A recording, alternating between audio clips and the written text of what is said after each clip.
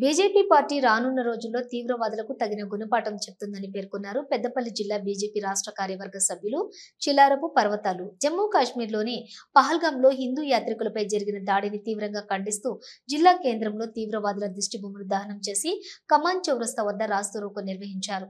రానున్న రోజుల్లో BJP party తీవ్రవాదులకు సరైన గుణపాఠం చెప్తుందని బీజేపీ రాష్ట్ర కార్యవర్గ సభ్యులు చిలారపు పర్వతాలు ఆగ్రహం వ్యక్తం చేశారు. జమ్మూ కాశ్మీర్లో జరిగినటువంటి ఉగ్రవాదుల దాడిని తీవ్రంగా భారతీయ జనతా పార్టీ జిల్లా శాఖ ఖండిస్తూ ఉన్నాం.